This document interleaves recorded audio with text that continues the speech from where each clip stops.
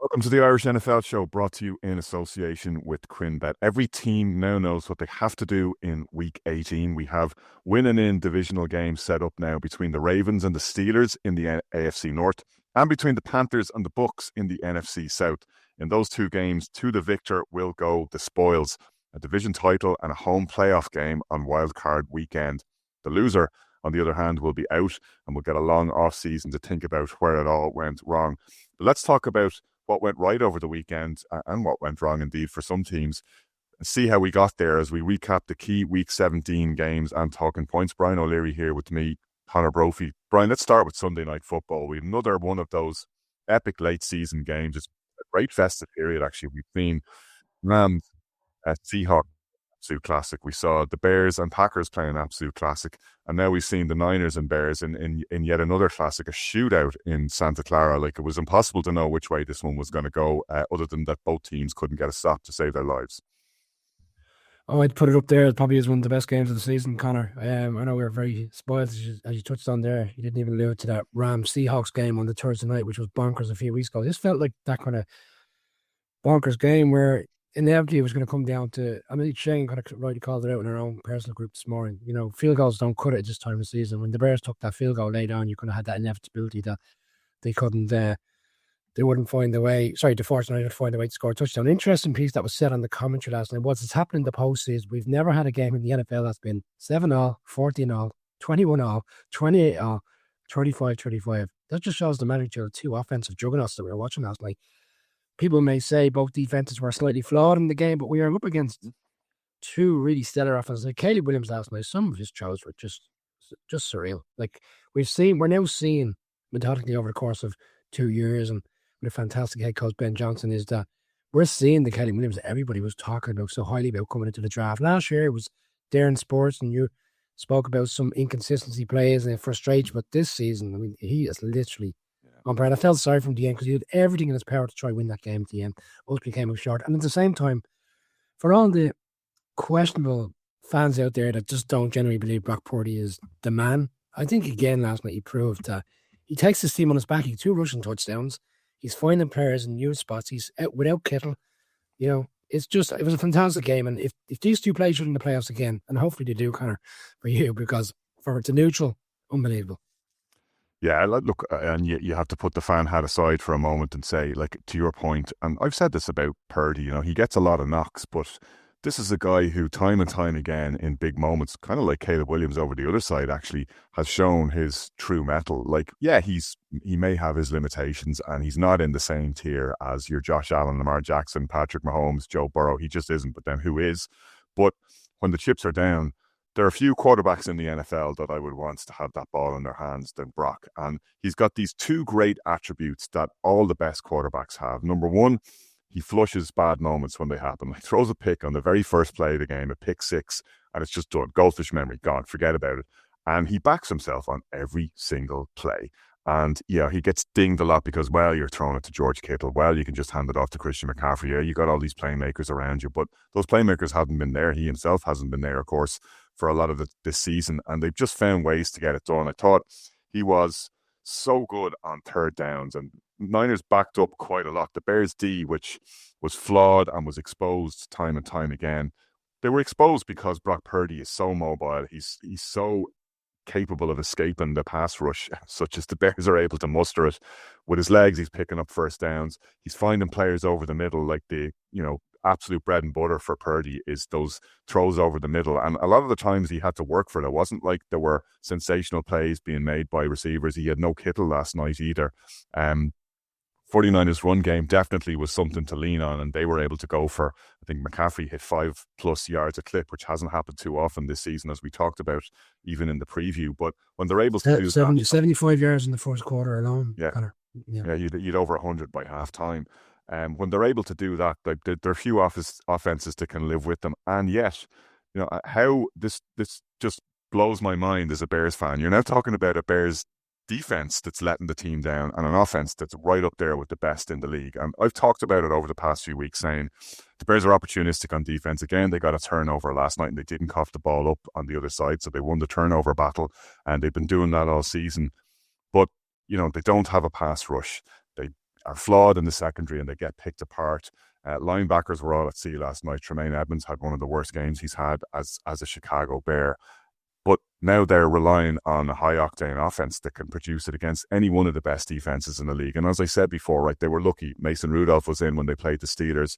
Jordan Love had to take a couple of quarters off when they played the Packers when he went out with concussion. Malik Willis comes in. They've caught teams at good times, but they were playing against the best defenses in the league as well. They dog-walked the Steelers defense. They put 31 points up on the Cleveland Browns. They absolutely smashed the Eagles into the ground, and they wore out one of the best defenses in the league in the Packers with and without Micah Parsons over 2 games. Like, I think that offense can do it against any team they're going to face in the playoffs. The big question is going to be, can their defense get enough stops to keep them in the game? And, Jalen Johnson, Bears cornerback, said after that game when he was talking in the locker room, we let Caleb down, we let the offense down.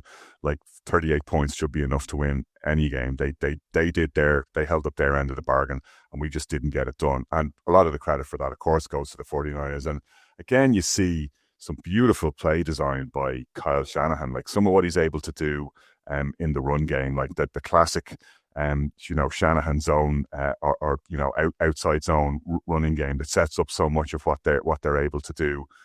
They kept the Bears guessing, and you see on the other side then what Ben Johnson is able to do. Ben Johnson, like Andy Reid and like all the best play callers, Kyle Shanahan and Sean McVay included, plans for a whole season. Like, they're showing you the same look over and over and over and over again until they get the thing that they're looking for on defense, and then bang, they'll absolutely gut you. And you saw the Bears' ability to get big plays last night. I mean, the Caleb Williams, to your point, the throw for the touchdown on the free play, like, that's vintage Aaron Rodgers. Like, his patience in the pocket. No, I'm not going to get rid of this quickly. I'm going to wait for the home run ball because it's a free one for me anyway. And it was absolutely on the money. Throw after throw he made when they absolutely needed him. When they were, if you'd have told me before the game that the 49ers put up 42 points, I would have said, oh, geez, the Bears got absolutely boat raced. But that didn't happen. They were able to keep pace, and they're driving to win the game. And they're, one slightly better throw from it. That's being harsh now because he's under massive pressure, but the throw that just short on fourth and goal could have won the game for them. They put themselves in a position to win on a day when a lot of things weren't going right for them, and that's just transformational for this Bears team. Yeah, I'm probably nitpicking now, and I was tempted to look at one or two particular plays. That one at the end, which led to that final play where we've seen it before in Detroit. We even seen it last night, the Bills do, where you're trying to one receiver and you're handing it off you're literally in parallel with the player coming along. I thought that was a risky play. Yeah, they got the force down, but they lost at least 10 seconds off the clock there, where you would have been in a position to get at least 2 plays off, and the spike took forever to get sorted. Again, this is a guy that he was going for it all in that particular play. He felt he was going to get into the end zone for the touchdown. Absolutely agree, actually. It's a really good point, because that's the difference between the next play, them being able to run the ball if they wanted to. They denied themselves the opportunity to do that because they took too much time off the clock. If they stick with the original play, if they just gain the first down and they have time to make 2 plays, they keep the Niners guessing on the next play. The Niners were able to sell out, and that worked out for them in the end. Yeah, it's. I think I said a couple of weeks ago with the Bears when they played the Packers and they lost that game, and I find it strange enough, the play at the end had similarities. It was different in terms of the pressure he was on. But again, he was rolling out. He was trying to find the tight end. Again, he was trying to look for his main man in the end zone. But I came away, and I think you, as a Bears fan, one of Bears fans, will look at this and reflect. We're right up here with these teams. It may not end with the Bears being in Santa Clara, but it could end in the Bears being in the Super Bowl maybe next year or the year thereafter. Because right now, they're juggling. You just touched on there. They're juggling on offense. Every different season every NFL season is very different. I acknowledge that. But right now, you're looking at a Bears team going into the playoffs. And depending on who they play, because I think we're going to come to that now, a quick conversation on the permutations. The Packers concerns me, because the 2 games were so tight. Even if the Bears finish 2 seed, the Packers are rolling into Soldier Field. That really concerns me. And I think you as a Bears fan will look at that and kind of go, I'd like to play anybody else but the Packers. Exactly that. Yeah, I've said this over the last couple of weeks, even in the WhatsApp group, that the way the season ends, I can see the Bears losing to the Packers at Soldier Field. You just don't want to play a divisional rival in the playoffs. You certainly don't want to play a divisional rival that's absolutely spoiling to land one on you because of what happened to them the last time out. The Packers will feel rightly aggrieved at the hit on Jordan Love and the injury that's now cost him 2 games and arguably cost them a chance at winning the division. Like if they'd beaten the Ravens, they would have an opportunity to win the division and get the 2 seed potentially themselves. That's now gone. So that's the worst outcome possible for me as a Bears fan. I would take literally anyone else. But to your point, I'm not looking across the NFC or indeed whoever's coming out of the AFC and being scared of anyone, because the Bears can live with any team now. And they are in that position, which a lot of teams are in when they're trying to contend, which is the offense is good enough. You just need to wait for your defense to be good enough. And that's not going to happen this season. That's going to get them killed in the playoffs, whether it's against the Packers or against someone else. They are not a championship level defense. They may, however, now be a championship caliber offense, and I think they've proven that against the best defenses in the league. Yeah, I'll throw another one out there. I know we want to move on and talk about other games as well, so I'll close out with this. It's this thing called playoff tanking, which doesn't get really discussed. Someone said to me yesterday, playoff tanking, question mark. I went, the Bears, in my opinion, would be better off losing next weekend, roll into the 3 seed, host like the Rams, give or take. Again, I don't have the permutations in front of me, but I think they could take the Rams at home. Then they would go in that situation, if the Packers were to be 7th seed going to Philadelphia in number 2, the likelihood is I'd probably think the Eagles would win that. Are the Bears better lined up to go into Philadelphia again, like they did on Black Friday and beat the Eagles? I think they would. I think the Bears permutations. I agree. I think the Bears match up better with the Eagles, as we saw when the 2 teams played each other, than they do with the Packers. I think they match up better with the Seahawks, interestingly enough, than the Rams. I wouldn't like to play the Rams. I think the Rams are actually the best team in the NFC, and I wouldn't want to play them at all. But yeah, I think the Packers at Soldier Field is the worst outcome for the Bears and the worst outcome for Bears fans. It's one that the Packers will be spoiling for. Like, that's the matchup that they want, because they have some unfinished business. But like, how bad? We get a part 3 of that matchup, and winner takes it all. So, but as you say, we have other teams to talk about. Eagles Bills in Orchard Park was like a very different type of game from the one we've just discussed, but a similar type of playoff feel to it. The weather, the crushing hits defensively, the low score, and the turnovers, the back and forth nature of it, and it all comes down to the final play. Yeah, the Bills left themselves with too much to do throughout the course of the game. Never had any consistency offense. It took till late in the 4th quarter before they put their first points on the board, and yet they nearly won the game. Eagles came out defensively really dominant up front. The weather was really off-putting. It was torrential rain throughout the course of the game. It didn't lend to watching a game in the same manner which we're watching in clear blue skies in Santa Clara early on in the Pacific time region. And it's December football, though, isn't it? Like, this is the team with the Bills team. We spoke about it time and time again this year. You'd argue the Bills are the best team in the AFC going into the playoffs. That'd be challenged by Patriots fans and Broncos fans, and rightly so. But you look at what Josh Allen could do. You look at the big plays that Brandon Cooks pulls out with the bag at his stage of his career late on. And I understood the nature of why they went for 2 points. I think we spoke about it just off before we start recording. The fact that they're probably looking at that situation in 2 reasons. One, do we genuinely think that the Dolphins are going to go into Foxborough next week and beat the Patriots team? Do we want to put our players through another 10, 15 minutes of hell in those conditions where Josh Allen he wasn't struggling, but he wasn't playing at the 100% level, which we've seen in the past. He had an injury early on in the game where I think one of the Eagles linebacker stood on his foot. His rushing yards last night with Quinbet was over 30.5. He didn't even reach that because, again, they were trying to hold him back slightly.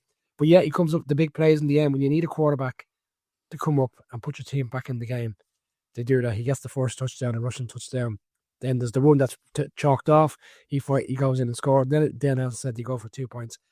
The Eagles are the Eagles, right, Conor? Like, we don't know we don't know this Eagles team right now. Again, we're kind of feeling like we're back where we were about week 10 last year, but obviously they went on a run. And yet, I had an Eagles fan text me last night. If we win next week, we've won 12 games. Defending Super Bowl champions going into the playoffs with 12 games with a home game banked in the playoffs. It's not against the realms of possibility that they get hot. They don't strike me as a team this year.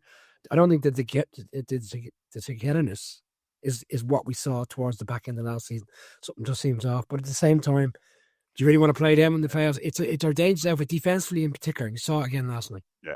I've a slightly different take on it. And I think, with teams, and we've seen this with the Chiefs at times, where once you've been to the top of the mountain, it's harder to get up for those week in, week out games. And I think the slump that you saw from the Eagles in the middle of the season was less a lack of togetherness than a lack of stakes. They're used to playing the biggest games on the biggest stage. They're used to playing for it all. And it's a real anticlimax when, you have to do it on a wet Tuesday in Stoke, or whatever the NFL's equivalent of that, do it on a wet Thursday in Cleveland.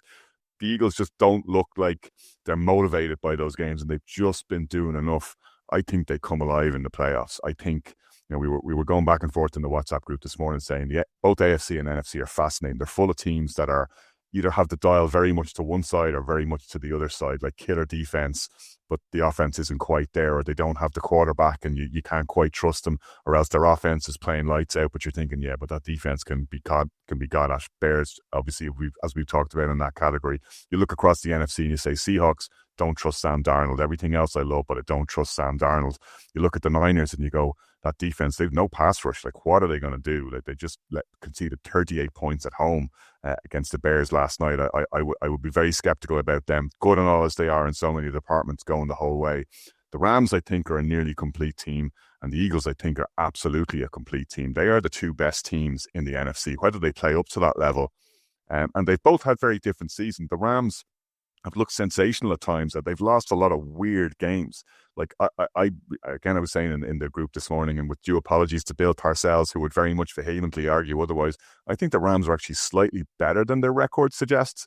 I think the Eagles are definitely better than their record suggests. I think both of those teams come alive in the playoffs. I think that's where I'd be looking for the team to emerge from the NFC. They're the two teams that I trust the most based on what we've seen so far this season. But to your point, I also think, and again, with due apologies this time to Patriots and Broncos fans, I think the Bills are the best team left in the AFC. I don't think they've always played at that level, but similar. They're used to playing a lot of big games. They're used to going deep in the playoffs. They're used to playing for it all. They haven't quite gotten to the promised land. They're also carrying that additional pressure that this is the Bills' year. There's a very good chance the Ravens aren't going to be in the playoffs. I think they'll look at the Broncos, and I think they'll look at the Patriots, who they've just beaten recently, and think, nothing there scares me. Like, this is all open for us. This could be our year. Yeah, and it looks like they'll have to go on the road throughout the course of the playoffs. The division is wrapped up now. So and that can galvanise a team. Absolutely. And you look at the teams, and where are they going to go? Like, I obviously don't have the numbers here in front of me, and we still got a week or so to go. Okay, so but the reality is they're either going to have to go into Pittsburgh, Baltimore, or they're going to have to go into Jacksonville, depending on or the Texans. Okay, so the Texans beat them earlier in the season. Actually, I think the Texans would be the team that would actually give them the biggest problems. I think they'd match up well against the Steelers, like we saw a few weeks back on a CBS cold game in Pittsburgh, where the crowd were booing throughout the course of the second half. That was the disgruntlement game we spoke about a couple of weeks ago, where Mike Tomlin was being gashed after by the media and the fan base. And Denver or New England, I mean, they're well used to going into New England. They just went in there recently. I think if you tell me now we're going to have a Broncos-Bills game in the playoffs, I'd sign up for that now. Something doesn't feel right with them this year, though. I don't know what it is. I think they're to be gotta. I think, they'll probably go in. I think, interesting enough, and it's probably bizarre me saying this, because look, like yesterday, they were dead to rights. It's amazing what we can do in the NFL. We keep saying all the time, the Ravens on Thursday, Friday were out of the picture. No one was discussing them. People were suggesting they're not going to win in Green Bay. They go in and absolutely put a beat down on the Packers. Like, the score for me doesn't truly reflect how dominant they were. Derrick Henry motoring. Where's this Derrick Henry? We haven't seen that Derrick Henry since week 1 against the Bills, and that's Sunday night football. You saw the stiff arm he put on Carrington Valentine in that game. Like, he looks angry. Like, I would not want to be facing that team right now. To your point, he might be sending him a Valentine's card. Just Valentine's Day massacre is what that was. Well, all of a sudden now they're going to. All of a sudden now we're going to come to it now. Like, they're going to play the Steelers next week, and I said it in the group. We're talking about a lot of stuff that's been said this morning. This could be the beginning of the end for Mike Tomlin, and I never thought I'd be saying that, because I don't buy into all this crazy talk. It could be the beginning of the end for either coach. Like, it's a fascinating hot seat battle here, because question marks over Harbaugh as well in Baltimore, and that season has certainly not gone according to plan, in a season where the Chiefs are out of the picture. You have no Patrick Mahomes to face in the playoffs, and the AFC is wide open. This is not the season that the Ravens would have been expecting to have, and they wouldn't be expecting to have their playoff lives hanging by a thread and relying on a win and in game in week 18. However, they will be very much up for it after the way they handled the Packers at the weekend, and they'll certainly be up for it after seeing the Steelers upset by the Browns. And we talked about this in the preview, saying if ever there looked like a trap game, playing a divisional opponent, Myles Garrett going for the sack record. But I got to say, and we'll talk about the Bucs in a little bit as well. I mean, the Bucs and the Steelers fans are the two groups that are entitled to be the most disgruntled this weekend. I mean, whatever about the Bucs flopping against the Dolphins, that's just a gotta-have-it game for the Steelers. What are you doing going in and losing to Shedeur Sanders and the Cleveland Browns? Like, Shedeur's got something. I'm still not sure whether he's just a slightly better version of Justin Fields or Jameis Winston or not, because he makes terrible decisions as well. Now, he's only played a handful of games, so give him credit as a rookie for the talent that he displays in the highlight reel throws and plays that he can make. But I just cannot believe that Steelers lost that game. It's just the up and down nature of the season that they've had, I suppose. So maybe it's all too believable, and I just haven't been paying close enough attention. But I mean, you're looking at this team going, what are they going to do if they even get to the playoffs? It just looks like same shit, different day. There's something about the Browns hosting Steelers every year that's quite unique. They beat them on a snow game last year. I don't really recall. Jameis Winston went off and won on a Thursday night game, and he was doing all this crazy dancing after. And the Browns fans, even you can see the reaction of the crowd, they just love beating the Steelers. No matter what the circumstances, they would always play up. The thing about Aaron Rodgers... You forget, and for Irish people who aren't familiar with the geography, Cleveland's only 200 miles away from Pittsburgh, and not only there's a divisional rivalry, but that's, there's a state border just between the two of them, and they hate each other. Yeah, it's a vicious rivalry. Like, it's one of the storied divisions in the sense of because they all have such a dislike for one another. And even after, when they were suggesting to the Browns players, well, you've just got to done the Ravens a favour, you're kind of going, well, what are we to do here? One of them's on the right side of today's game, so we focus on what we want. Do you know the last thing is when there's not necessarily the last drive, because Aaron Rodgers got them down in the end, they nearly won the game. The drive before that, I was thinking, right, this is what Aaron Rodgers was brought here for. Okay, whatever about his age, whatever about his limited ability at this stage of his career, you're getting the ball with 2 minutes and a half to go. I remember like Eli Manning Super Bowl. Anybody watches like America's Game time and time again. I love America's Game in terms of the amount of Super Bowl. And I remember him in the dressing room with Peyton Manning, and he said to him, "This is what we spoke about, isn't it? You have the ball with 2 minutes. Don't rely on your defense. You get the ball with 2 minutes to go." And when they got the ball over 2 minutes, one time out, you got the 2 minute warning. I said, right, this is Aaron Rodgers. This is what we're used to seeing. We've seen it before. Crazy plays, Green Bay, and they just couldn't do anything with the ball. And okay, they got the final drive, but even the play calling at the end, I thought was a bit off. They were going after the best cornerback in Mental War time and time again. Even he after the game goes, I couldn't believe he kept coming after me. It wasn't like you had Metcalf stand out there. They're going after Valdez Scantling, with all due respect, isn't the number one receiver. It's a huge loss. And as you said, yeah, but when you talk about Marquez Valdez-Scantling, you raise for me a very interesting point about Aaron Rodgers, that sometimes in those big moments he turtles up and defaults to what he knows. He's got a long-standing relationship with MVS going right back to Green Bay, and you remember when they lost when he was playing for the Packers and they lost that championship game at home against the 49ers, where the special teams plays certainly put them in a hole. But where Rodgers just keeps throwing for Devontae Adams on the final drive, even though he had other players open, you're like, was that really the best option in that circumstance? Yeah, well, I suppose it's the fact that he, even where he went to the Jets last year, he leaned into trying to get his players to the Jets. I think I was starting to move around the league now at this stage. But again, as you touched on there, the rely. I suppose he has that thought process. This guy, we've been together for so long. He knows what I'm going to do here. I assume he's going to come down with the ball. I thought the throws were a bit off-putting as well. Like some of them weren't catchable balls. If they lose next week, the repercussions are going to be huge, because it's not going to be about getting beaten by the Ravens. Like the Ravens still have play each other 9 times out of 10. It's a field goal game. Someone's coming out the right side of it. But to lose to the Browns, who have nothing to play for, with the exception of maybe trying to get Myles Garrett his sack record, and it just goes to show, even at the end, the way the Browns sideline was celebrating, they weren't worried about draft order or the fact that they've ruled themselves out the number one pick. They just ultimately wanted to win that game. It was huge for them. It's probably the standout result of the weekend for all the wrong reasons for Steelers fans. Yeah.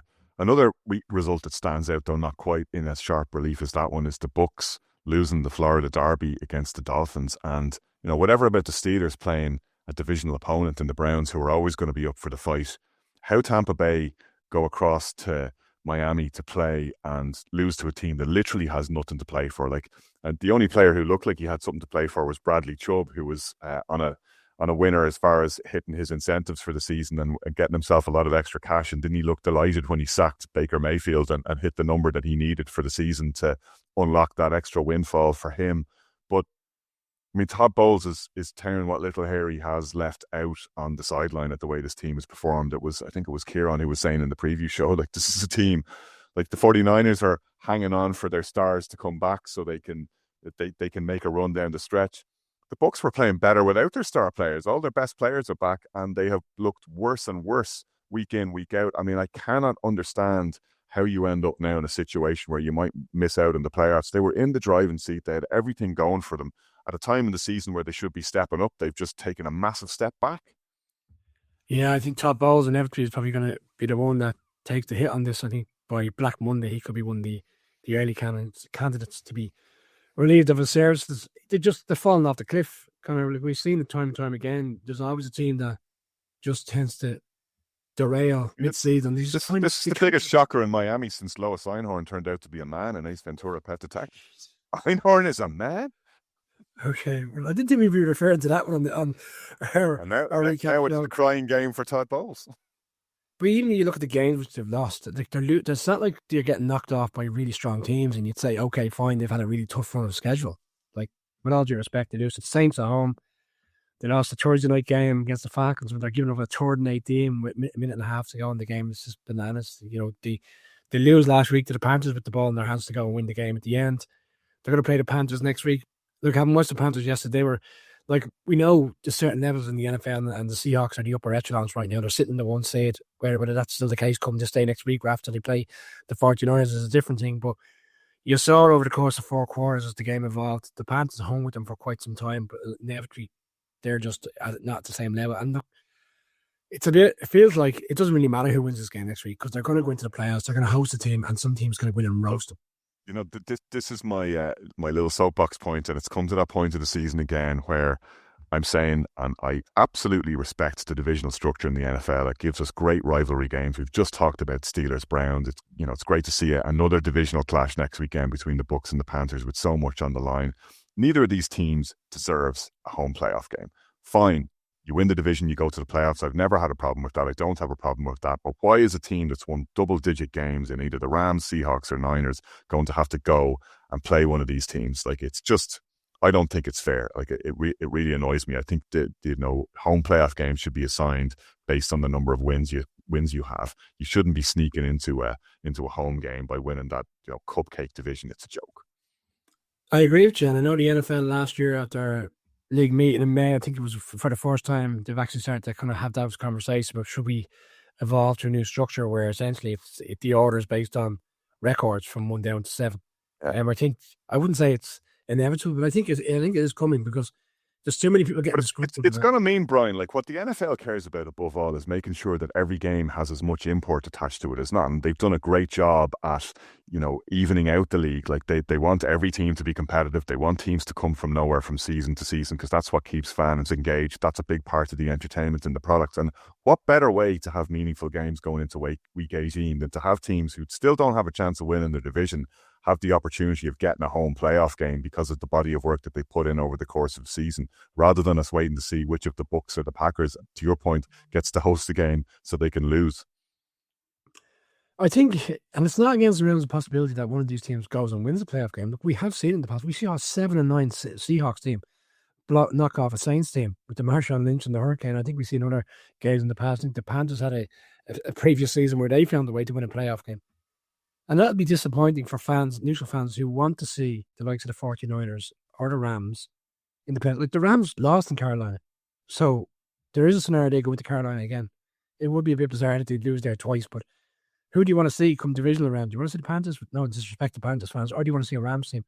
So, yeah, I totally agree with you. I think it's something that needs to happen, but I think we're a little bit off of happening. But for Panthers and Bucs fans, they're going to say, well, if we win the division, we get a playoff game at home. That's what we're entitled to.